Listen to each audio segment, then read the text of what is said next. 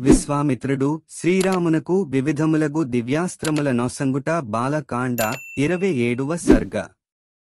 శ్రీ వాల్మీకి రామాయణం. మహాయశస్వి అయిన విశ్వామిత్రుడు రామలక్ష్మణులతో ఆ రాత్రిని అచటనే గడిపెను. సంతోషముతో మందహాసమునర్చి శ్రీరామునితో మృదుమధురముగా ఇట్లు పలికెను.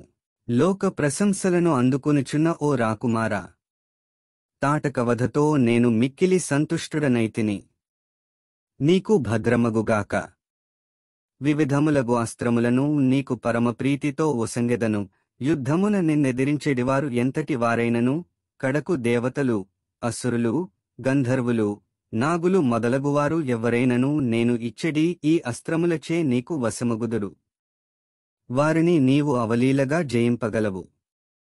నీకు భద్రమగును. ఓ రఘువీరా, దివ్యమైన దండచక్రమును, ధర్మచక్రమును, కాలచక్రమును, తీక్షమైన విష్ణుచక్రమును, ఇంద్రాస్త్రమును ఒసంగెదను. ఓ నరవర, మహాబాహు, వజ్రాస్త్రమును, శివునకు సంబంధించిన మహాశూలమును, బ్రహ్మశిరోనామకాస్త్రమును, ఐషికాస్త్రమును, ఉత్తమోత్తమమైన బ్రహ్మాస్త్రమును ఇచ్చెదను.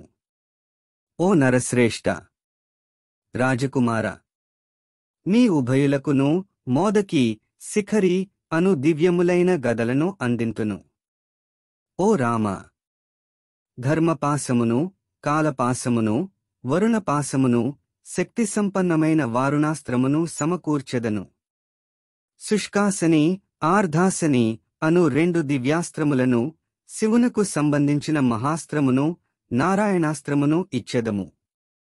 ఓ పుణ్యపురుష, అగ్నిదేవునకు ప్రియమైన శిఖరము అను పేరుగల ఆగ్నేయాస్త్రమును సమకూర్చెదను.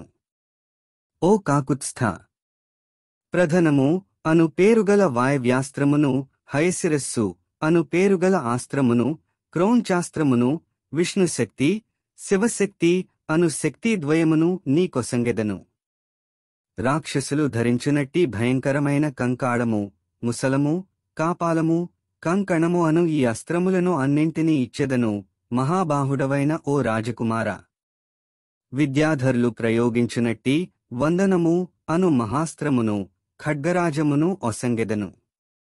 ఓ రాఘవ, గంధర్వులకు ప్రియమైన మానవాస్త్రమును, నిద్రను కలిగించునదియు, నిద్రమ పోగొట్టునదియు అయిన ఆస్త్రములను, సౌరాష్ట్రమును నీకిచ్చెదను.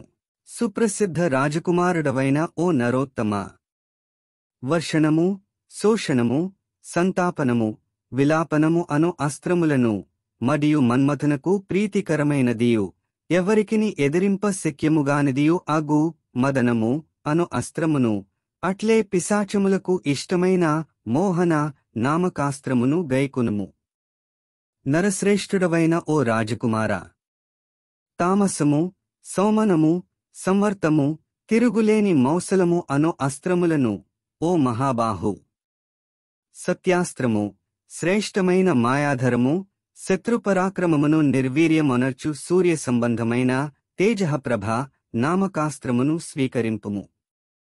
మహాబాహు, ఓ రాకుమార, సోమదేవతకు సంబంధించిన శిశిరము అను పేరుగల అస్త్రము, విశ్వకర్మ నిర్మితమైన సుదారుణాస్త్రము, భగదేవతకు సంబంధించిన దారుణాస్త్రము, మనువునకు చెందిన సీతేషువు అను అస్త్రము మొదలగు ఈ అస్త్రముల నేను కామరూపశక్తి గలవి, మహాబల సంపన్నములు, మిక్కిలి శ్రేష్టమైనవి.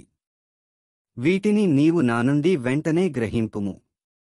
అంతట విశ్వామిత్ర మహర్షి శుచియై, పూర్వాభిముఖుడై, ఆయాస్త్రములను వాటికి సంబంధించిన అధిష్టాన దేవతామంత్రపూర్వకముగా రామునకు ఇచ్చెను.